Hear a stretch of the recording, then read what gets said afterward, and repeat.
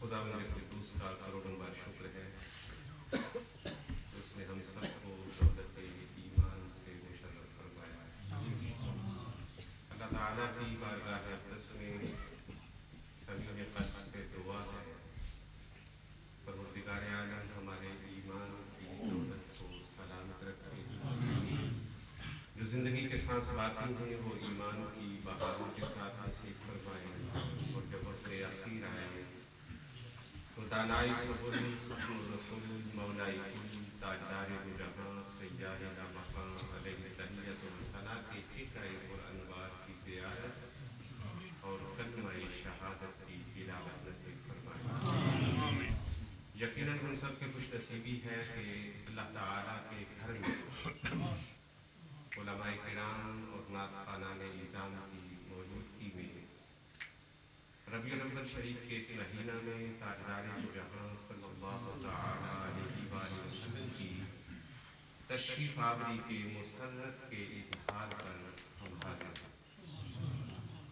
اللہ رب العزت کی بارگاہ اقدس میں دعا ہے، پروردگار عالم ہماری اس حاضری کو قبول فرمائے اور ہماری یہ حاضری قیامت کے دن ہماری بخشش کا ذریعہ اور وسیلہ نجات بنائے۔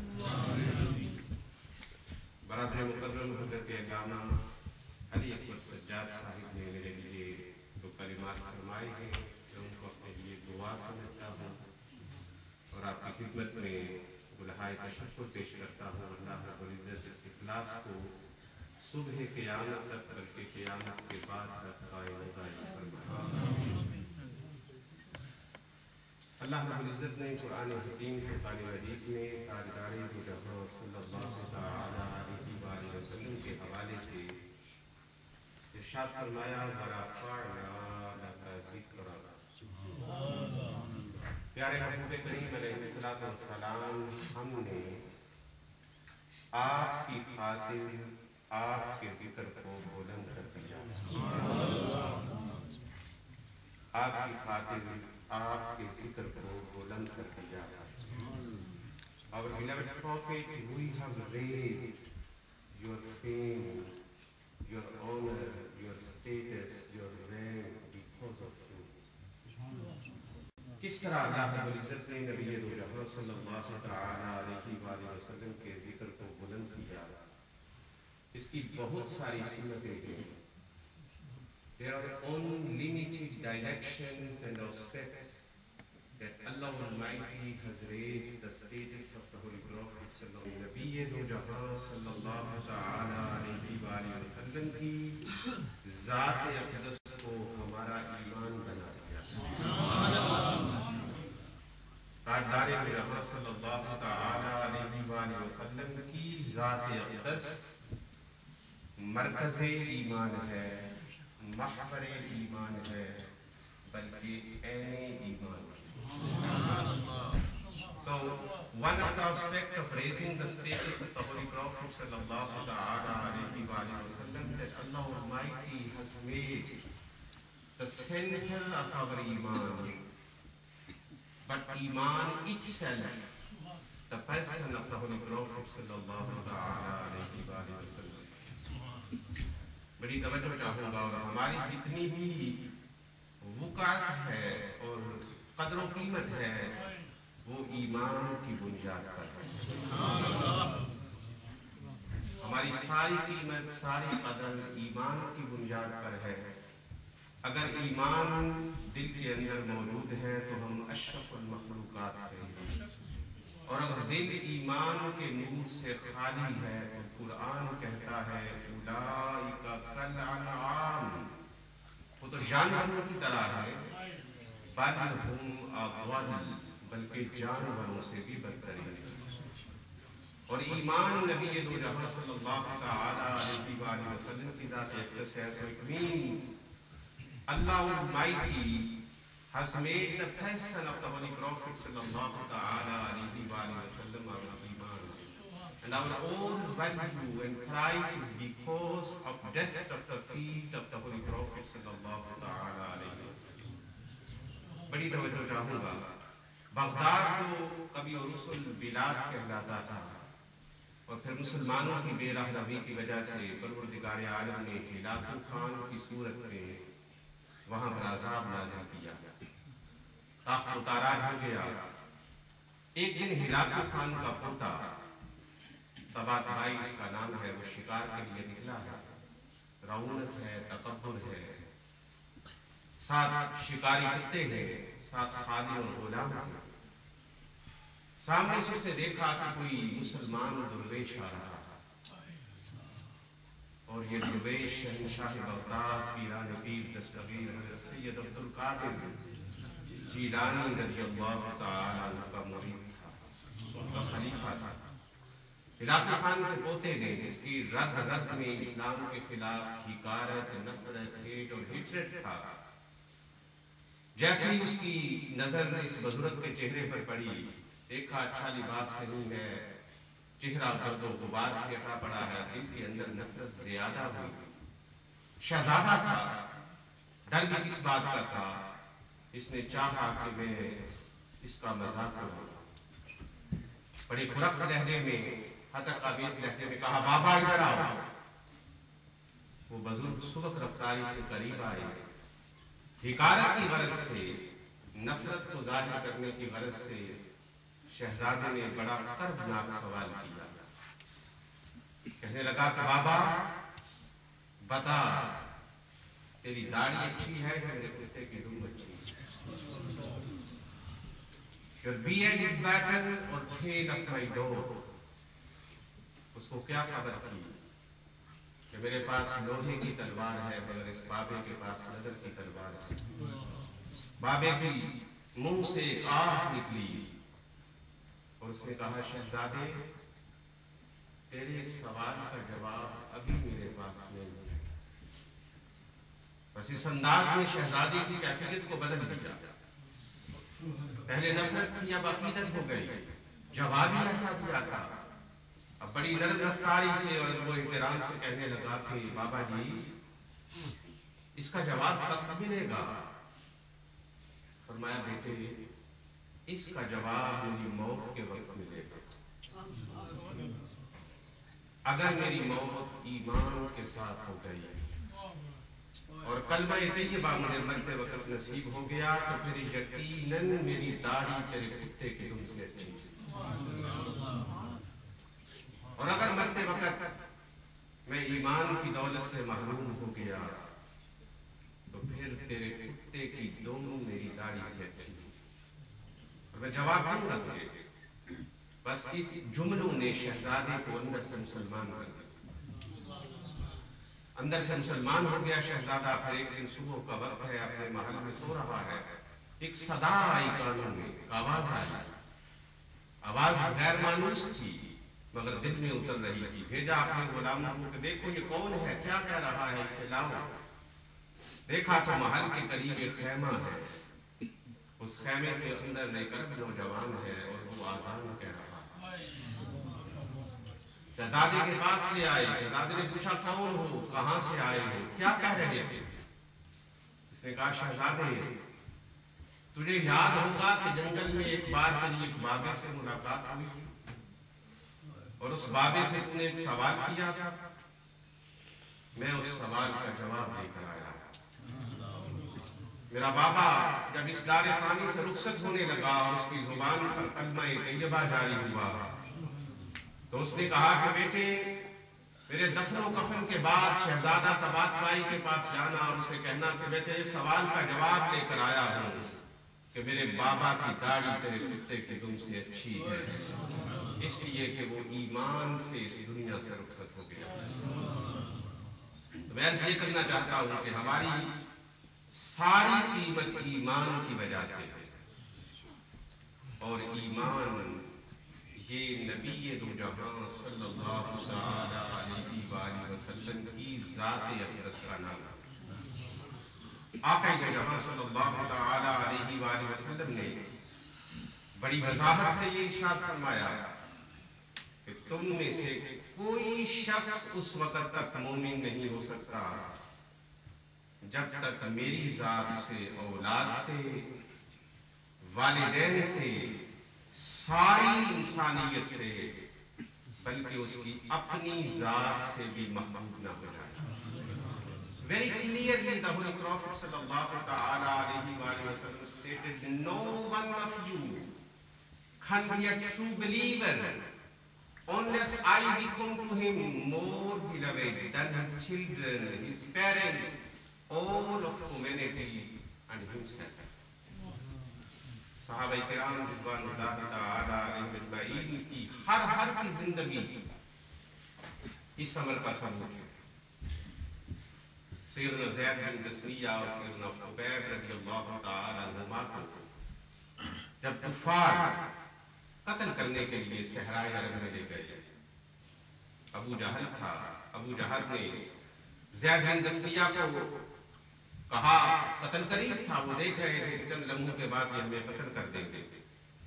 تو کہا زید بن تثنیہ ایک بات تو بتاؤ، کیا تم اب سوچ نہیں رہے ہو کہ تمہاری جگہ پر العیاذ باللہ محمد ہوتا صلی اللہ علیہ وسلم، ہم ان کو قتل کر دیتے اور تو اپنی بیوی بچوں کے پاس گھر میں آرام سے رہتا. زید بن تثنیہ طرف اٹھے، انہوں نے کہا ابو جہل تو نے ایمان کی حقیقت کو پہچانا ہی نہیں ہے. مجھے اس ذات کی قسم جس کے قبضہ قدرت میں میری جان ہے، میں تو یہ بھی نہیں چاہتا کہ میں گھر میں ہوں اور میرے محبوب کریم علیہ السلام کے تلوؤں میں کانٹا چبھے. صحابہ کرام رضوان اللہ تعالی علیہم اجمعین نے تاجدار دو جہاں صلی اللہ تعالی علیہ وآلہ وسلم کو اس حد تک چاہا. نماز، اور نماز بھی نماز اثر، اور وہ بھی حضرت علی المرتضی رضی اللہ تعالی عنہ کیوں قضا کر دی تھی؟ کہ جانتے تھے کہ ایمان نبی دو جہاں صلی اللہ تعالی علیہ وآلہ وسلم کی ذات اقدس ہے. نبی دو جہاں صلی اللہ تعالی علیہ وآلہ وسلم نے پوچھا، جب بیدار ہوئے تو پوچھا کہ علی نماز پڑھ لی تھی؟ عرض کی نہیں. صحابہ کہتے ہیں چشمدید گواہ تھا. Observers of the incident they say the Holy Prophet sallallahu ta'ala alayhi wa sallam raised his beloved hands. Although Hazrat Ali al-Murtaza radiyallahu ta'ala anhu missed out his Asr prayer. And missing prayer is not obedience of Allah the Almighty. It is disobedience of Allah the Almighty. Namaz is missed out. But the Holy Prophet sallallahu ta'ala alayhi wa sallam says, Allahumma inna aliyan kana fi ta'atika wa ta'ati rasulika. My Lord, Ali was in your obedience and in obedience of your messenger. And he did not say anything else. The observers, the Sahaba Ikram says, the Holy Prophet sallallahu ta'ala alayhi wa sallam took his hands back to his face.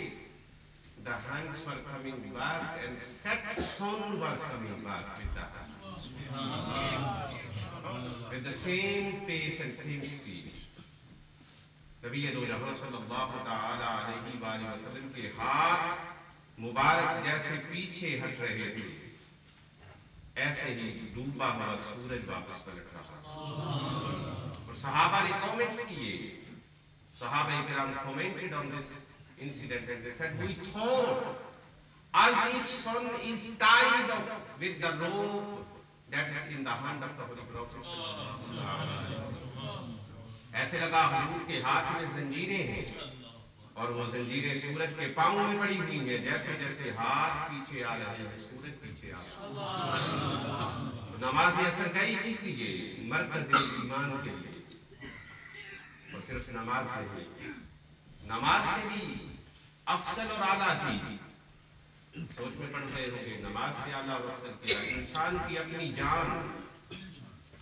اس لیے کہ اگر جان کو خطرہ ہو تو واجب ہے کہ نماز کو دیر سے پڑھے. کسی کی جان کو بھی خطرہ ہو، یہ فرض ہے کہ بلکہ نماز کے اندر ہو، کسی کی جان جا رہی ہو اور آپ بچا سکتے ہو تو فرض ہے کہ نماز توڑ دے اور اس کی جان بچائے. تو جان نماز سے بھی زیادہ اہم ہے.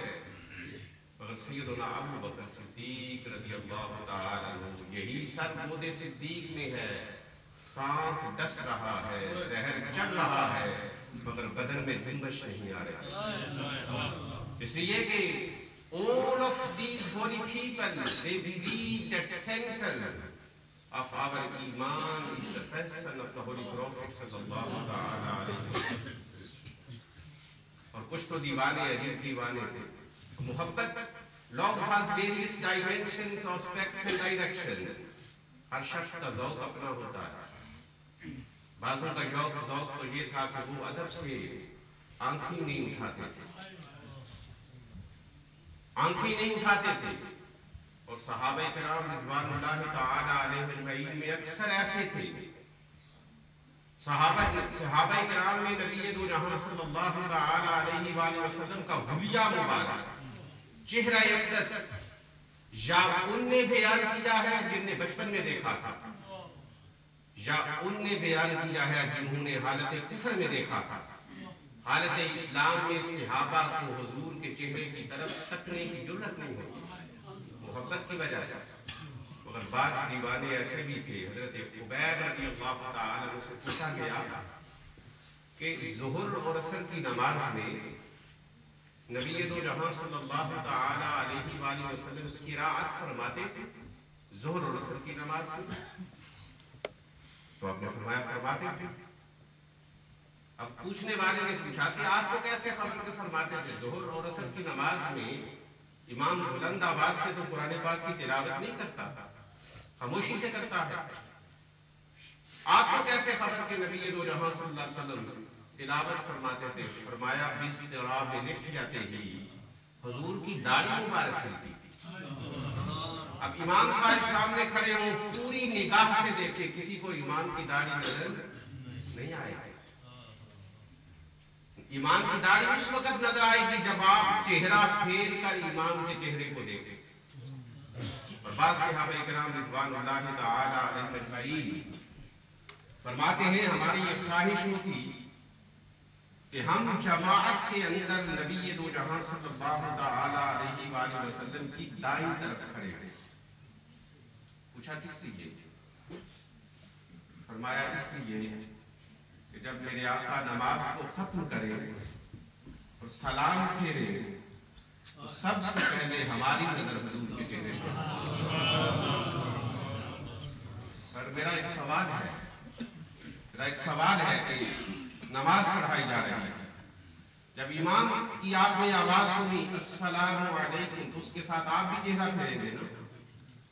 امام دائیں طرف چہرہ پھیر رہا ہے، آپ بھی دائیں طرف چہرہ پھیر رہے ہیں، چہرہ نظر تو نہیں آئے گا. امام کے ساتھ آپ کا چہرہ بھی اس جانب پھر جائے گا نا. تو صحابہ کہتے ہیں ہماری خواہش یہ ہوتی تھی کہ حضور کا چہرہ دیکھیں. مانا یہ ہے کہ باقی صحابہ ہو سکتا ہے چہرہ پھیر لیتے ہو، مگر کچھ دیوانے ایسے تھے کہ وہ حضور کے چہرے کو تکتے رہے. تاجدار دو جہاں صلی اللہ علیہ السلام کے چہرہ انور کی زیارت ان کے لیے نماز. صحابہ اکرام رضوان اللہ تعالی علیہم اجمعین نے تاجدار دو جہاں صلی اللہ تعالی علیہ وآلہ وسلم کی محبت کے ایسے مظاہر پیش کیے کہ انسان کی عقل بن گئی. تاجدار دو جہاں صلی اللہ تعالی علیہ وآلہ وسلم کی یہ حدیث پاک میں کلمات ادا کرنے لگا. فرمایا لا یؤمن احدکم حتی اکون احب الیہ من نفسہ ووالدہ وولدہ والناس اجمعین.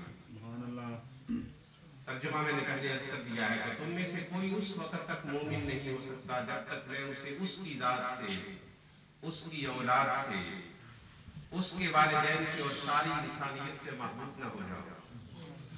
یہ بخاری شریف کی روایت ہے. اسی کتاب کے اسی بات کی ایک اور روایت بھی عرض کرنے لگا. ابتدائی کلمات یہی ہے. فرمایا لا یؤمن احدکم حتی یکون ہواہ تابعا لما جئت بہ. اس حدیث سے تقریباً ہمارے کان مانوس نہیں ہے. We are not familiar with this statement of the Holy Prophet sallallahu alaihi wasallam. آپ کی خوش نصیبی ہے کہ آپ کے پاس صحیح عالم دین ہے، صاحب مطالعہ. آپ نے سنی ہوگی یہ حدیث پاک آقا دو جہاں صلی اللہ علیہ وسلم نے جس طرح وہ کلمات فرمایا اس وقت تک تم میں سے کوئی مومن نہیں ہو سکتا جب تک ہوا ہو اس کی خواہش نفس میری تعلیمات کے مطابق کرو۔ میں ایک درد کی بات آپ سے کہنا چاہتا ہوں اور درد سے کہنا چاہتا ہوں، دل سے کہنا چاہتا ہوں اور آرزو رکھتا ہوں کہ آپ دل سے سنیں۔ اور یہ حدیث پاک ہمارے زبان کی محبت کے دعوے کی تصدیق ہے، جو ہم زبان سے کہتے ہیں کہ ہم عشاق مصطفیٰ علیہ تحیت و ثنا ہیں، ہم حضور سے دل و جان سے محبت کرنے والے ہیں، یہ حدیث پاک اس کے لیے آئینہ ہے۔ اس آئینے میں دیکھیں کہ ہماری زبان کا وہ دعویٰ سچا ہے یا وہ سچا نہیں۔ اور میں ایک جملہ کہنے لگا ہوں، جھوٹ کسی اور کے حوالے سے بولنا کم خطرناک ہو سکتا ہے، پر جانے کائنات کے حوالے سے اور جانے ایمان کے حوالے سے اور محور ایمان کے حوالے سے کذب اور غلط بیانی ایمان سے محروم کر سکتا ہے۔ زبان سے دعویٰ کرنا بہت آسان ہے، یہ حدیث پاک ہمارے لیے آئینہ ہے۔ اور میں جب تک تمہاری خواہش نفس ہواہ تابعاً لما جئت بہ، اور حضرت علامہ صاحب کی موجودگی میں عرض کر رہا ہوں، تابعاً فرمایا اتباع ہے، اطاعت کچھ اور ہے، اتباع کچھ اور ہے۔ اطاعت میں حکم کا انتظار ہوتا ہے کہ حکم ہو تو عمل کیا جائے، اتباع میں حکم کا انتظار نہیں ہوتا۔ حضرت عبداللہ بن عمر رضی اللہ تعالیٰ عنہ اپنے وقت کے جلیل القدر عالم دین، اپنے وقت کے سب سے بڑے عالم دین ہیں، کسی نے دیکھا کہ تنہا ایک جگہ پر بیٹھے ہوئے اپنی اونٹنی کو گھما رہے ہیں، کوئی مقصد نظر نہیں آیا۔ پوچھنے والا حیران ہوا کہ وقت کا اتنا بڑا عالم اور اتنا بڑا فاضل اور متقی اور پرہیزگار دیوانوں کی طرح اپنی اونٹنی کو چکر دیے جا رہا ہے۔ پوچھا عبداللہ بن عمر یہ کیوں کر رہے ہو، کس لیے کر رہے ہو؟ فرمایا کیوں اور کس کا میرے پاس جواب نہیں، میں نے ایک بار مصطفیٰ کریم کو اسی طرح کرتے دیکھا۔ صلی اللہ تعالیٰ علیہ وآلہ تکبیر، نعرہ رسالت، یا رسول اللہ، نعرہ حیدری، یا علی، تسنید میلاد النبی، علماء اہل سنت۔ تاجدار دو جہاں صلی اللہ تعالیٰ علیہ وآلہ وسلم نے اپنی اونٹنی کو اس جگہ پر چکر دیے تھے، میں تو وہ سنت نبھا رہا ہوں، یہ اتباع ہے۔ حکم نہیں تھا کہ ایسا کر، یہ اتباع ہے۔ اور حدیث پاک کے کلمات ہے خواہش نفس، عمل نہیں، عمل تو بعد کی بات ہے۔ خواہش نفس حضور کے لائے ہوئے نظام کے تابع ہو جانا۔ دیکھیں اس آئینے میں میں بھی اپنے آپ کو دیکھوں، آپ بھی دیکھیں، اور یہ دیکھنے کا وقت ہے۔ میں تو جملے آپ کی خدمت میں عرض کرنا چاہتا ہوں، مجھے آپ سے حقیقی طور پر پیار ہے۔ میں نے اپنی زندگی کے 3.5 سال اس جگہ پر گزارے ہیں۔ یہ سچی بات ہے، میں کوئی خوشامد نہیں کر رہا، ان گلیوں سے بھی پیار ہے۔ سو رہے ہیں ہم، سوئے ہوئے انسان کو اپنی نیند کی خبر نہیں ہوتی۔ We are sleeping, and a sleeping person has no sense that he is sleeping. سوئے ہوئے انسان کو تو خبر نہیں نہ ہوتی کہ ہم سو رہا، خبر تب ہوتی ہے جب وہ جاگتا ہے، جب وہ بیدار ہوتا ہے تو اسے خبر ہوتی ہے کہ اتنا لمبا عرصہ میں سویا رہا۔ ہماری آنکھ تب کھلے گی جب ہماری موت واقع ہو جائے گی، پھر ہمیں خبر ہوگی کہ ہم کیا کرتے رہے، کتنا وقت ہم نے غفلت میں گزارا۔ اور تاجدار دو جہاں صلی اللہ تعالیٰ علیہ وآلہ وسلم کی ذات اقدس مرکز ایمان ہے، اور ایمان سے ہماری ساری قدر و قیمت ہے۔ اب وقت ہے کہ ہم اپنے آپ کو نبی دو جہاں صلی اللہ تعالیٰ علیہ وآلہ وسلم کی تعلیمات میں ڈال دیں۔ حضرت عبداللہ بن عباس رضی اللہ تعالیٰ عنہ بیان فرماتے ہیں، ایک شخص بارگاہ رسالت پہ حاضر ہوا، تاجدار دو جہاں صلی اللہ تعالیٰ علیہ وآلہ وسلم نے دیکھا کہ اس نے اپنے ہاتھ کی انگلی میں سونے کی انگوٹھی پہن رکھی۔ فرمایا یعقد احدکم الى جمرۃ من نار فیجعل فی یدہ، چہرہ ابر پر خفگی کے آثار ظاہر ہوئے. فرمایا تم میں سے ایک شخص دوزخ کا کوئلہ اپنے ہاتھ میں پہنتا ہے؟ دوزخ کا کوئلہ چھوٹی سی بات نہیں ہے. نبی دو جہاں صلی اللہ تعالی علیہ وآلہ وسلم نے فرمایا کہ کم از کم دوزخ کا عذاب یہ ہوگا کہ دوزخ کی آگ کا ایک لپکا پاؤں کے تلوے کو ایک لحظہ کے لیے ٹچ کرے گا. یہ کم از کم دوزخ کا عذاب ہے. فرمایا اسی لمحے اس شخص کا دماغ ابلنا شروع ہو گیا. یہ تو لپکا تھا اس کا flame. The flame of the fire will just touch the lower part of the flame. اور یہ تو فرمایا کہ آگ کا دوزخ کی آگ کا انگارہ پہنا ہوا. نبی دو جہاں صلی اللہ تعالی علیہ وآلہ وسلم نے ہاتھ بڑھایا، اس کی انگلی سے انگوٹھی اتاری اور اسے پھینکا. اس کے بعد نبی دو جہاں صلی اللہ تعالی علیہ وآلہ وسلم گھر تشریف لے گئے. بعض صحابہ نے مشورہ دیا خذ وانتفع بہ، اٹھا لو نفع حاصل کر لینا. مرد کے لیے حرام ہے سونا، بیچ تو سکتے ہو، گھر لے جاؤ، بیوی کو پہنا دو، بیٹی کو پہنا دو، بہن کو پہنا دو. فرمایا واللہ لا آخذ ابدا وقد طرحه رسول اللہ صلی اللہ علیہ وسلم. عقل ایار ہے 100 بھیس بدل لیتی، عشق بیچارہ نہ ظاہر نہ ملا نہ حقیقی. فرمایا میرے محبوب کریم علیہ السلام نے حکارت سے پھینک دیا ہے، سونا ہی کیوں نہ ہو. مجھے رب ذوالجلال کی عزت کی قسم میں تو قیامت تک اس کو نہیں اٹھاؤں. یہ محبت ہے. سونا چھوڑ کر گھر چلے گئے. حضرت حکیم بن حزام رضی اللہ تعالی عنہ نبی دو جہاں صلی اللہ تعالی علیہ وآلہ وسلم کی خدمت اقدس پہ حاضر ہوا، طلب کیا. نبی دو جہاں صلی اللہ تعالی علیہ وآلہ وسلم نے عطا فرمایا. پھر طلب کیا، پھر عطا فرمایا، پھر طلب کیا، پھر عطا فرمایا. 3 بار. اور اس کے بعد فرمایا یا حکیم ان الدنیا قلوۃ خادرہ. حکیم بن حزام بڑی توجہ سے یہ بات سننے والی ہے. میں ارادتاً یہ محبت ہے، صرف وہ واقعات ہی محبت نہیں ہے. میں آپ کو یہ میسج کنوے کرنا چاہتا ہوں اور ارادتاً یہ باتیں کر رہا ہوں. فرمایا حکیم بن حزام دنیا بڑی میٹھی ہے اور سرسبز ہے. ومن اخذہ بسخاوۃ نفس قد بورک لہ فیہ. جس نے بے نیازی سے اس کو لیا، بے نیازی سے اس کو لیا، تھوڑے میں اللہ رب العزت برکت ڈالا.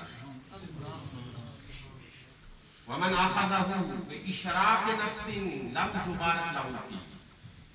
اور جس نے للچائی ہوئی نظروں سے دنیا کو لیا، وہ ساری دنیا بھی حاصل کر لے گا مگر دل کا تمام دل کا لالچ پورا نہیں دے گا. فرمایا وَهُوَ الَّذِي يَأْكُلُ وَلَا يَشْبَعُ. اس لیے کہ ہم ہیں وہ لوگ. فرمایا وہ اس شخص کی طرح ہوگا جو کھاتا ہے مگر سیر نہیں ہوتا. اور اس کے بعد نبی دو جہاں صلی اللہ تعالی علیہ وآلہ وسلم نے فرمایا حکیم الید العلیٰ خیر من الید السفلیٰ. اوپر والا ہاتھ نیچے والے ہاتھ سے بہتر ہے.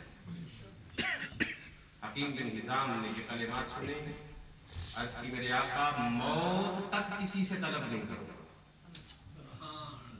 موت تک کسی سے طلب نہیں کروں گا. سیدنا ابو بکر صدیق رضی اللہ تعالیٰ عنہ کا زمانہ آیا، فتوحات ہوتی گئی. سیدنا صدیق اکبر بلاتے تھے، کہتے تھے حکیم اپنا حصہ لے لو. مانگتے نہیں تھے، بلاتے تھے اپنا حصہ لے لو. فرماتے نہیں لوں. حضرت عمر فاروق بلاتے رہے، نہیں لیا. اور اس دن کے بعد اپنی آخری سانس تک کسی کے سامنے ہاتھ ایسے نہیں. یہ محبت ہے، یہ محبت ہے. اور یہ محبت کی پہچان ہے. سیدنا انس بن مالک رضی اللہ تعالی عنہ فرماتے ہیں اب صرف محبت کا اظہار ہے، وہ سب کچھ ہے، مگر محبت کو اگر پرکھنا ہو تو پھر اس میں پرکھو۔ یہ تو نہیں ہے کہ زبان سے دعوے ہوں مگر زندگی سارے کی ساری نبی دو جہاں صلی اللہ تعالی علیہ وآلہ وسلم کی احکامات کے مخالف، سب کچھ ہی مخالف ہو، اور اس کے باوجود یہ سمجھا جائے کہ میں محبت کرنے والا ہوں۔ نہیں، محبت تو یہ ہے کہ محبوب کا سراپا سر سے لے کر پاؤں کے تلوے تک انسان کے اندر آ جائے۔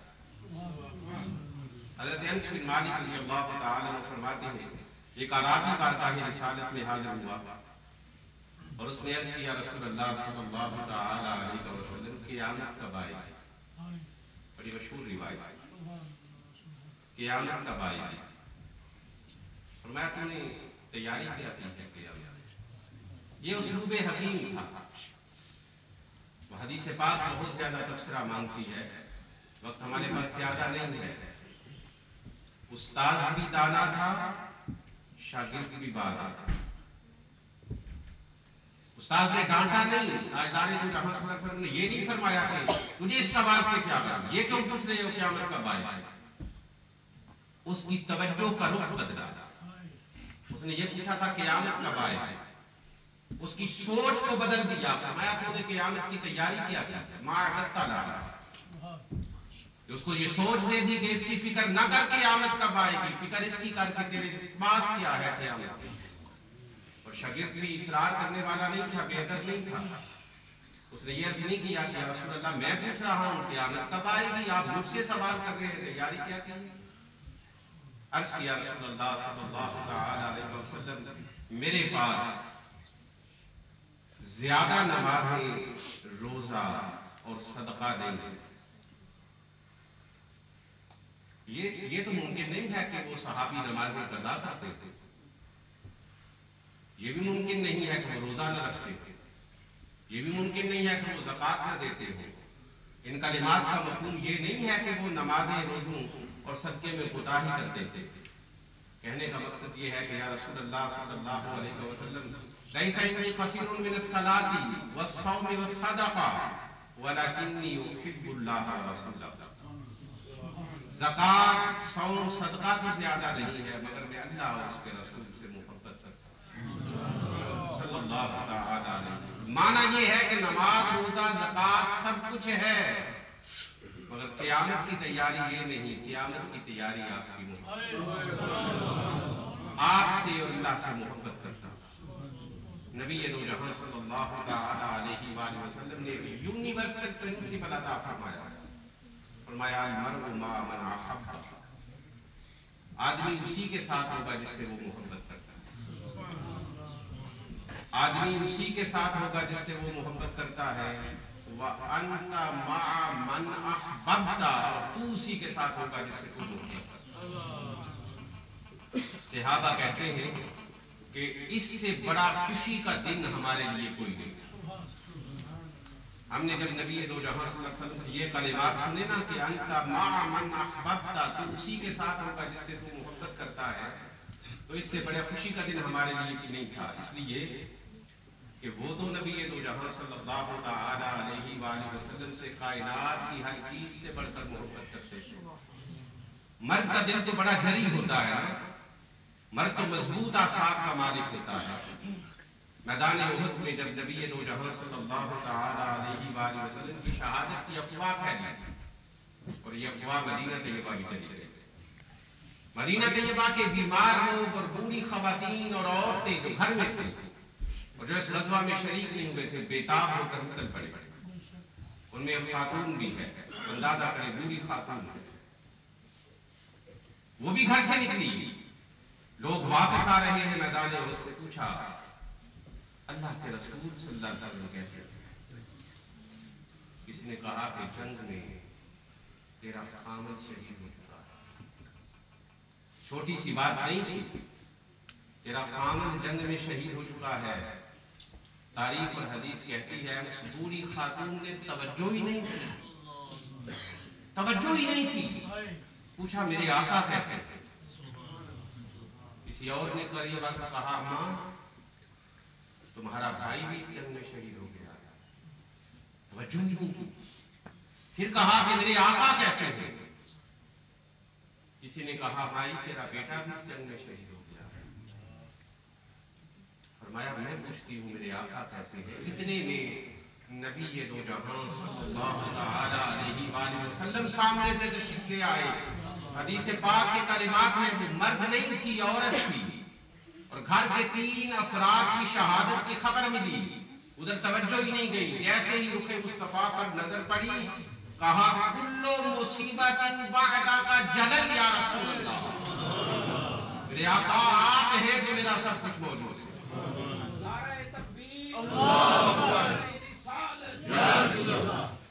آپ اگر موجود ہیں آپ کے بعد سب مصیبتیں ہیں. حاصل محترم تاجدار دو جہاں صلی اللہ تعالی علیہ وآلہ وسلم کو اس قدر محبت کرنا ایمان ہے، اور یہی ایمان ہماری متاع زندگی ہے اور متاع زیست. نبی دو جہاں صلی اللہ تعالی علیہ وآلہ وسلم کو اللہ رب العزت نے مرکز ایمان بنایا. یہی وجہ ہے کروڑوں برس کی زندگی ہو اور انسان لا الہ الا اللہ لا الہ الا اللہ لا الہ الا اللہ کہتا رہے، مسلمان نہیں ہوگا. مومن اسی وقت ہوگا جب محمد رسول اللہ. پروردگار عالم نے ہمارے دین کی تکمیل آقا دو جہاں صلی اللہ علیہ وسلم کی ذات اقدس سے کی. ہمارا کلمہ آپ کے ذکر پاک کے سوا مکمل نہیں، آذان مکمل نہیں، نماز مکمل نہیں. اور قبر کے اندر جب انسان نے یہ کہہ دیا کہ میں یہی نہیں جانتا رب کون ہے، یہی نہیں جانتا دین کیا ہے، پھر بھی کوئی ضرورت رہی کسی اور سوال کی، یا ایک آدمی نے پہچان لیا کہ میرا رب اللہ ہے، میرا دین اسلام ہے، پھر بھی ضرورت ہے کچھ پوچھنے کی. ہاں پوچھنے کی ضرورت ہے، اس لیے کہ فیصلہ اللہ کی پہچان پر نہیں ہوگا، فیصلہ دین کی پہچان پر بھی نہیں ہوگا، فیصلہ میرے آقا کی پہچان پر ہوگا. اس لیے اس آخری میسج کے ساتھ بات ختم کر رہا ہوں کہ آج لے ان کی پناہ، آج مدد مانگ ان سے، پھر نہ مانیں گے قیامت کو اگر مانیں. اور اس دعا کے ساتھ اجازت چاہ رہا ہوں کہ ہم سو جائیں یا مصطفیٰ کہتے کہتے کھلے آنکھ سننے اللہ کہتے کہتے. اللہ رب العزت آپ کو سلامت رکھے، ایمان کے ساتھ سلامت رکھے، ہم سب کے ایمان کی نگہبانی فرمائے. میں نے اصل میں 8 بجے کلاس لینی ہے اور ابھی نکلوں گا تو کلاس میں پڑھوں گا. آپ اپنی دعاؤں کو میرے ساتھ رکھیں. اللہ رب العزت آپ کو شاد و آباد رکھے، دین و دنیا کی نعمتیں آپ عطا فرمائے، اور اس مرکز کو قیامت کی صبح تک مرکز ہدایت اور مینار علم فرمائے. اس مسجد کے ساتھ جملہ معاونین، جملہ انتظامیہ، نمازی، ائمہ دین، علماء کرام، اساتذہ کرام، اللہ رب العزت دین و دنیا کی سعادتیں ان کو عطا فرمائے.